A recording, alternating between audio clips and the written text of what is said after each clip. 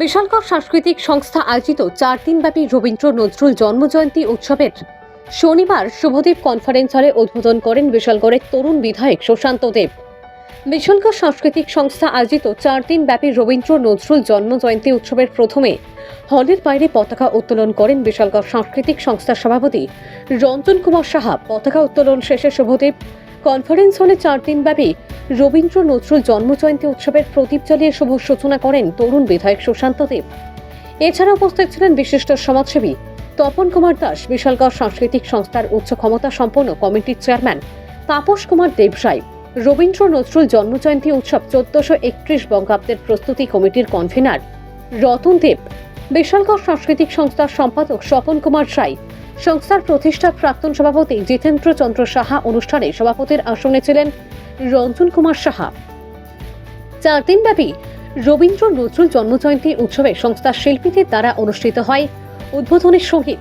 প্রথম দিনে রবীন্দ্র সঙ্গীত প্রতিযোগিতা 3টি বিভাগে 144 জন প্রতিযোগী অংশগ্রহণ করেন।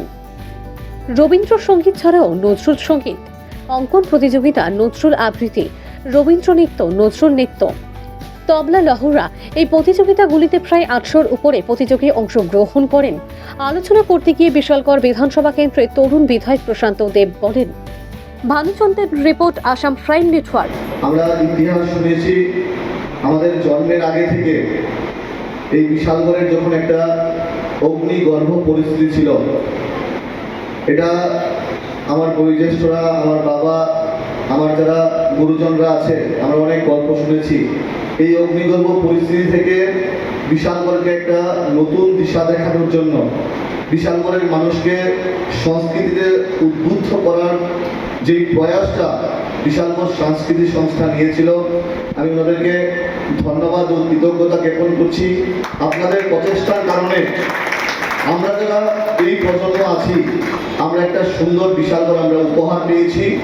আমরা আগামী দিনে আপনাদের যে পথ চলা আপনারা শুরু করেছিলেন, সেই পথ চলাকে পাথেয় করে আমরা আগামী দিনে আমাদের এই স্বপ্নের বিশালগড়কে আমরা বহু দূরে নিয়ে যাব।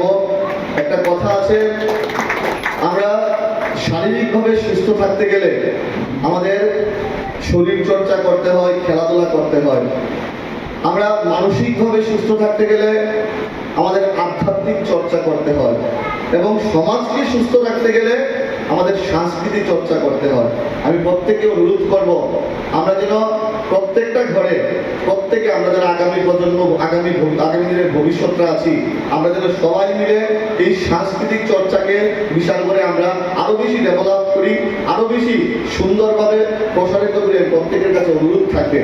এবং যেহেতু আজকে কথা বলার সুযোগ হয়েছে, আমি প্রত্যেককে অনুরোধ করব, এখানে একটা সুন্দর একটা প্ল্যাটফর্ম, এখানে গার্জিয়ানরা আছে, আমাদের ভবিষ্যৎ প্রজন্মরা আছে। এই দুইটা শ্রেণীকে একসঙ্গে পাওয়াটা অনেক টাফ।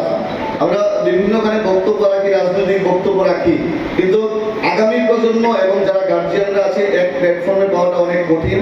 আজকে এই অনুষ্ঠানের মাধ্যমে আমরা পেয়েছি। আমি প্রত্যেকের কাছে অনুরোধ করব, আমাদের ভারতবর্ষের যে হারিয়ে যাওয়া কৃষ্টি সংস্কৃতি, সেই কৃষ্টি সংস্কৃতিকে আমাদের পুনরুদ্ধার করতে হবে। এখানে নেশার বিরুদ্ধে কথা বলা হয়েছে। আমরা সুস্থ সমাজ, নেশামুক্ত সমাজ যদি গড়তে চাই, আমাদের পুরনো কৃষ্টি সংস্কৃতিকে পুনরুদ্ধার করতে হবে।